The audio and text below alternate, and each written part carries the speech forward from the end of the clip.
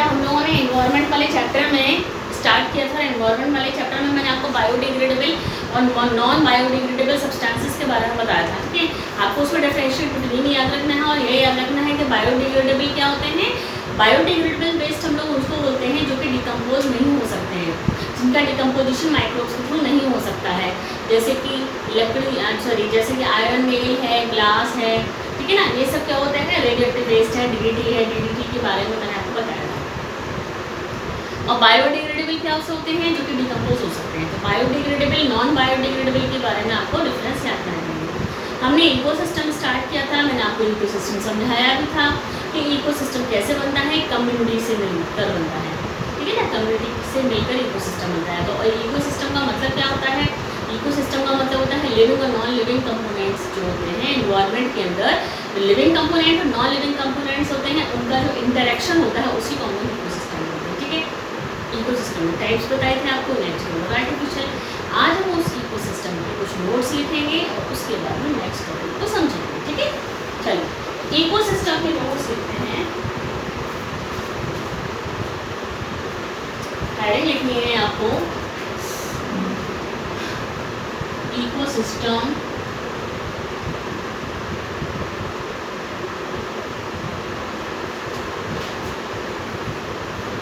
an ecosystem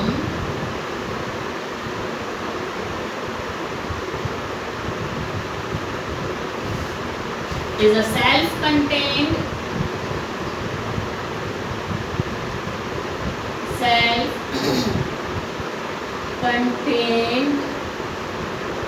ecosystem is a self-contained unit of living things and their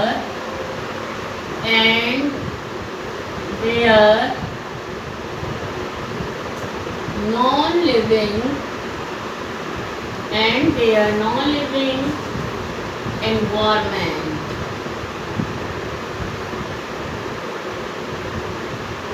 Their non-living environment, ठीक है।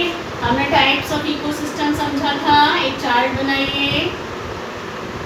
Types of ecosystem दो types का होगा, natural ecosystem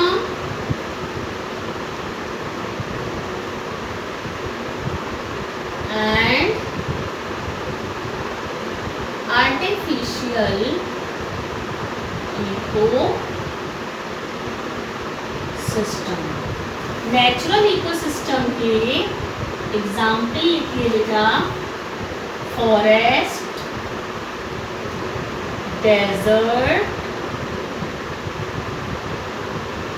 grassland. ये तो forest और डेजर्ट हो गए टेरेस्ट्रियल। बताया था ना आपको टेरेस्ट्रियल कौन से होते हैं, टेरेस्ट्रियल, ठीक है। पॉन्ड, लेक, रिवर, सी, ये हो गए आपके एक्वाटिक इकोसिस्टम, ठीक है। आर्टिफिशियल इकोसिस्टम मैनमेड होते हैं, तो आना लिख लीजिए आर्टिफिशियल इकोसिस्टम को मैन मेड इकोसिस्टम भी बोलते हैं। और इसके एग्जाम्पल लिखेंगे आप, एग्जाम्पल लिख लीजिए एक्वेरियम, एक्वेरियम को लिख लीजिए एक्वाटिक इकोसिस्टम हो गई। गार्डन्स, पार्क और एंड क्रॉप फील्ड्स, ये हुआ आपके टेरेस्ट्रियल। तो ये है एक्वाटिक एंड टेरेस्ट्रियल, ठीक है।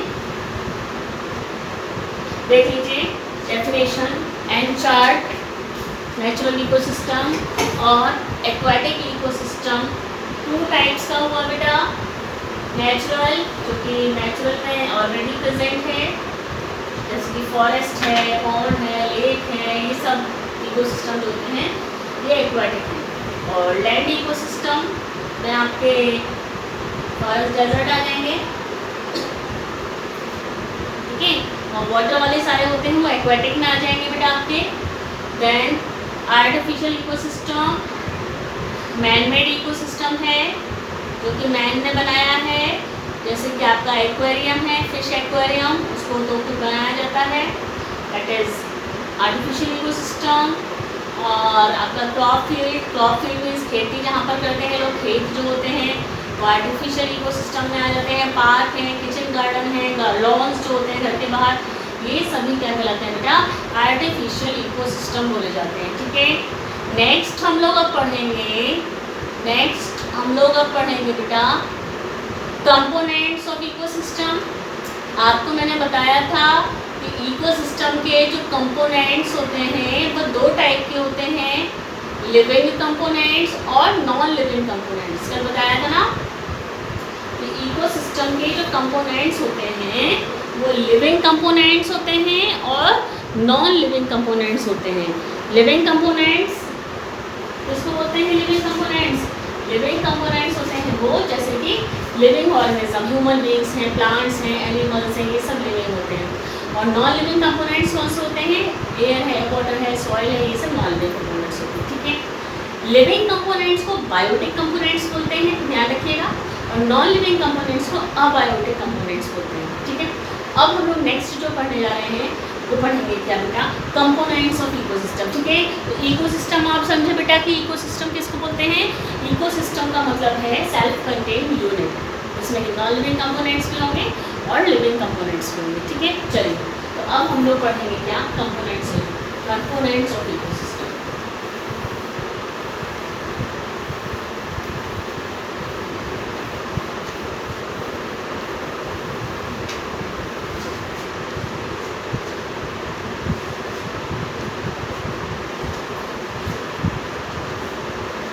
चलिए हेडिंग लिखते हैं कंपोनेंट्स ऑफ इकोसिस्टम, ठीक है। लिखिए there are two components,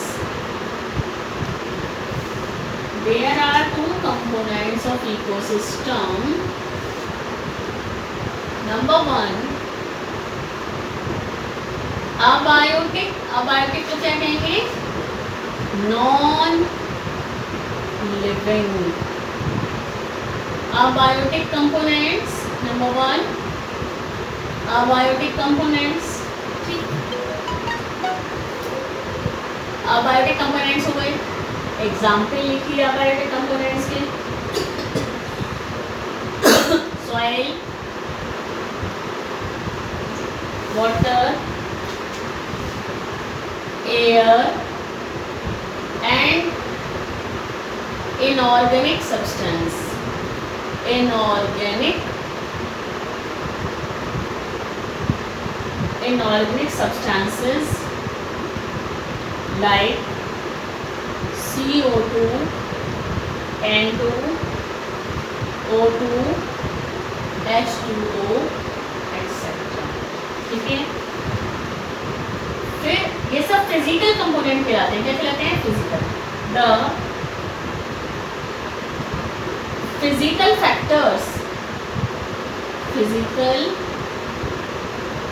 factors और climatic factors, physical factors, climatic factors like light,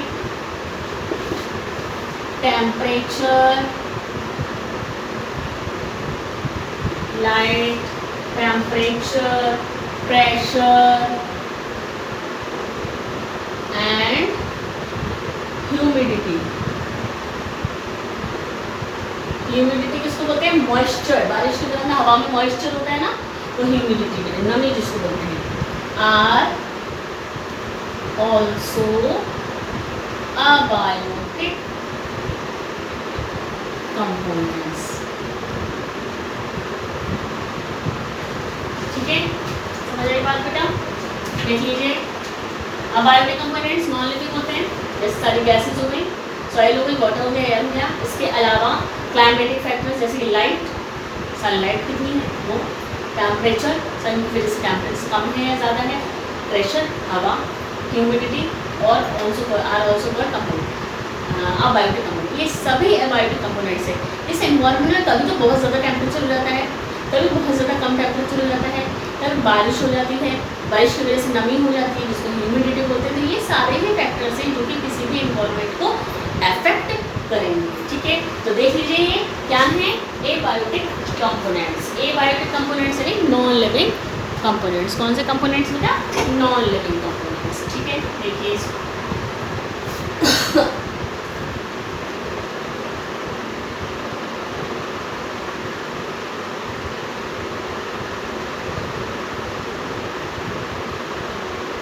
तो इसके बाद हम लोग पढ़ेंगे बायोटिक कंपोनेंट्स। बायोटिक कंपोनेंट्स कौन से? जो कि लिविंग कंपोनेंट्स होते हैं, उनको कहते हैं बायोटिक कंपोनेंट्स। ठीक,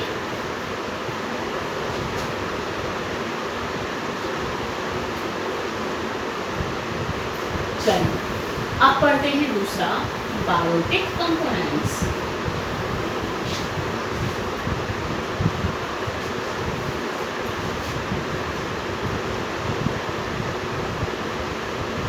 बायोटिक कंपोनेंट्स जो कि लिविंग कंपोनेंट्स है। कौन से हैं? Living components. कैसे कंपोनेंट्स? Living components. ठीक है, लिविंग कंपोनेंट प्लांट्स, एनिमल्स कुछ भी हो सकते हैं। लिखिए द बायोटिक कम्युनिटी। कम्युनिटी बताई थी कल मैंने आपको, ध्यान रखिए, कई सारी पॉपुलेशन मिल जाएंगी, कम्युनिटी बना लेंगी। कई सारे तरीके के एनिमल, बहुत सारे तरीके के एनिमल, हिरन है, एलिफेंट है, डॉग है, कैट है, ये सब मिल जाएंगे तो कम्युनिटी बन जाती है। तो biotic community of an ecosystem, of an ecosystem includes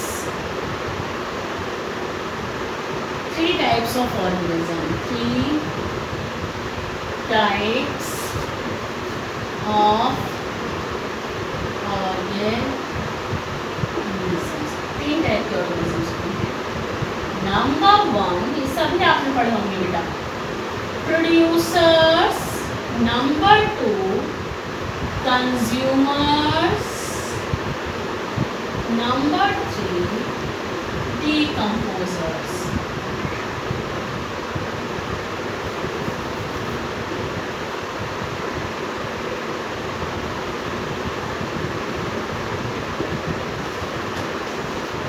ठीक है, समझे बेटा? ये सब आप पढ़ चुके हैं, मैं इनके बारे में थोड़ा थोड़ा कहूँगी हालांकि आपको।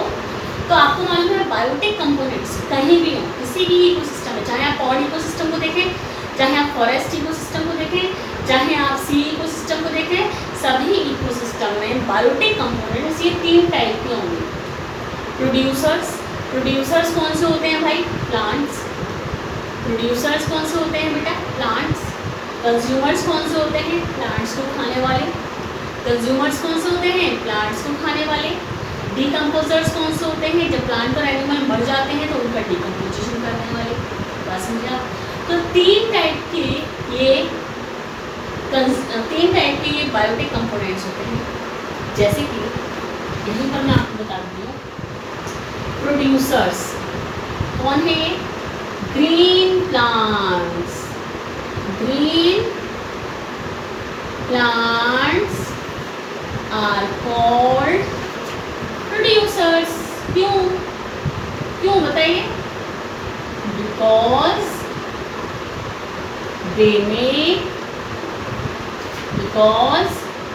they make their own food। मालूम है ना आपको अपना फूड खुद खुद बनाते हैं, प्लांट्स अपना फूड खुद बनाते हैं, इसीलिए उनको प्रोड्यूसर्स कहते हैं। They make their own food by the process of photosynthesis. बिल्कुल ठीक। प्रोड्यूसर्स होते हैं वो जो अपना खाना खुद बना पाते हैं, जिसको हम यहाँ से हटा देते हैं। तो प्रोड्यूसर्स कौन से हैं? जो अपना फूड खुद बना पाते हैं। चलिए दूसरे बायोटिक कंपोनेंट्स की बात करते हैं, कंज्यूमर्स। ये कंज्यूमर्स तो 3 टाइप के होते हैं, पढ़े हैं आपने। हर्बीवोरस,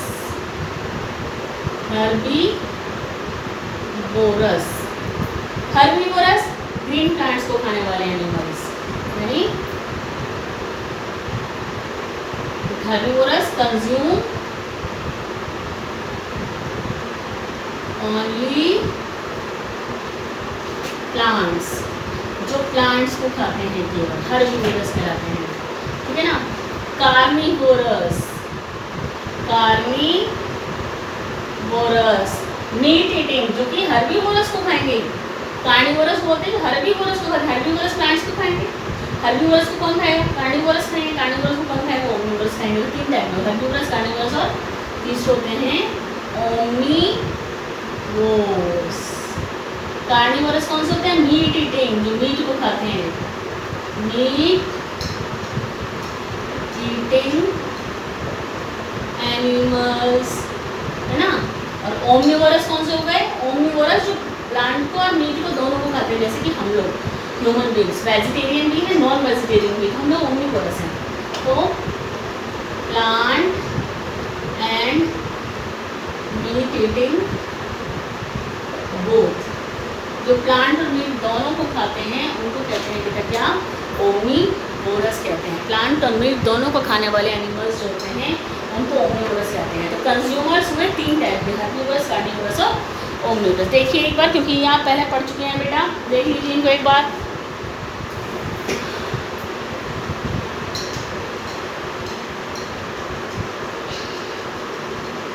देखिए मेरा क्या लिखा हुआ है, कंज्यूमर्स, हर्बीवोरस, कार्निवोरस, ओमनिवोरस, ये तीनों ही होते हैं बेटा। कंज्यूमर्स, प्रोड्यूसर्स किसको बोलते हैं? जो कि अपना फूड खुद बनाते हैं, उनको बोलते हैं प्रोड्यूसर्स, जैसे कि ग्रीन प्लांट्स, ठीक है। हर्बीवोरस कौन से होते हैं? प्लांट को खाने वाले, जैसे कि डियर है, रैट है, ये सब हर्बीवोरस होते हैं बेटा, है ना। कि ग्रीन प्लांट्स, गोट है, ये सब ग्रीन प्लांट्स को खाने वाले हैं हर्बीवोरस। और इन हर्बीवोरस, जो हर्बीवोरस को खाने वाले एनिमल्स को कार्निवोरस कहेंगे। ओमनिवोरस किसको कहेंगे? जो कि दोनों चीज़ों को खाएंगे, एनिमल्स को भी खा सकते हैं और प्लांट्स को भी खा सकते हैं, उनको बोलते हैं ओमनिवोरस। क्या बोलते हैं बेटा? उनको ओमनिवोरस कहते हैं, ठीक है। अब हम लोग पढ़ते हैं डीकम्पोजर्स के बारे में, क्योंकि एक्चुअली डीकम्पोजर्स का ही क्वेश्चन सबसे ज़्यादा पूछा जाता है इसमें। कंज्यूमर की स्पेलिंग सही करिएगा, कंज्यूमर, ठीक है। चलिए अब हम लोग पढ़ते हैं किसके बारे में? कंज्यूमर्स के बारे में पढ़ लिया। अब हम पढ़ते हैं डीकम्पोजर्स, थर्ड डीकम्पोजर्स, बहुत ही इंपॉर्टेंट है, उसके बारे में क्वेश्चन पूछा जाता है।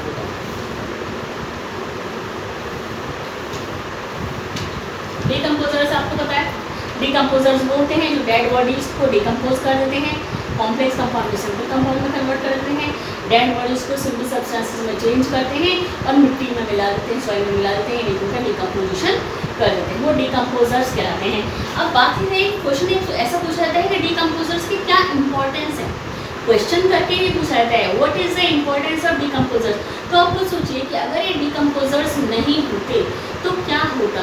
अगर ये डीकम्पोजर्स नहीं होते ना, तो हमारे इन्वायरमेंट में इतने सारे एनिमल्स जो कहीं भी रोड साइड पर जंगल में मर जाते हैं, सड़ जाते। अगर डीकम्पोजर्स नहीं होते तो वो एनिमल्स की डेड बॉडी वहीं सड़ जाती और इधर उधर उनके जर्म्स फैलते बीमारी के और लोगों में बीमारियाँ फैल जाती। तो डीकम्पोजर्स बहुत ही ज़्यादा इम्पोर्टेंट है हमारे इन्वायरमेंट के लिए, क्योंकि वो डेड बॉडीज़ के कॉम्प्लेक्स सब्सटेंसेस को डिसॉल्व करते हैं, सिंपल सब्सटेंसेस में कन्वर्ट करके मिट्टी में मिला देते हैं। तो दूसरी चीज़ की मिट्टी में ह्यूमस बन जाता है। क्या बन जाता है मिट्टी में? ह्यूमस। मिट्टी में बन जाता है ह्यूमस। ठीक है, चलिए तो बायोटिक कंपोनेंट्स में हम लोग पढ़ेंगे बेटा क्या, importance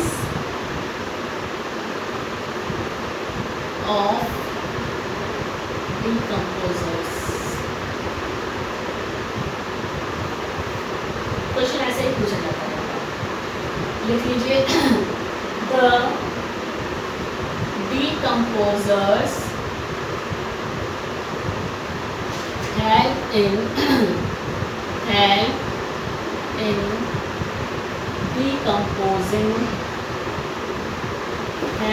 decomposing the dead bodies, decomposing the dead bodies of plants and animals,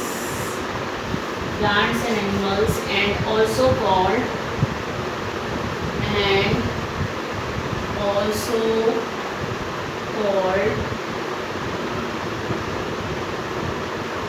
cleansing यानी साफ सफाई करने वाले, cleansing agent of environment। ठीक है, फिर नेक्स्ट लिखिएगा इसमें they help in putting the various elements of dead plants and animals into the soil।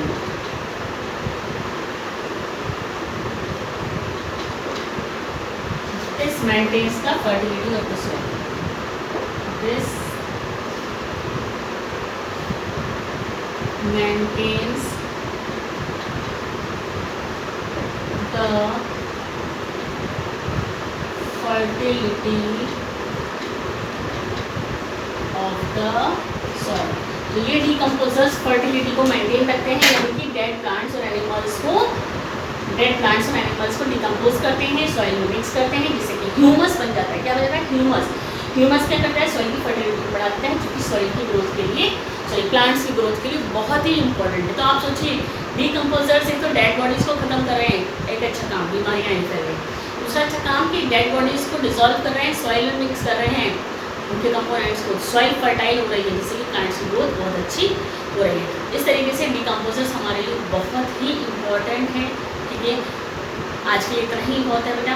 Next lecture में हम लोग डिकम्पोजर्स के बारे में थोड़ा सा और पढ़ेंगे, फिर आगे हम इस चैप्टर को कंटिन्यू करेंगे। ठीक है, इसको याद करिएगा बेटा अच्छे से।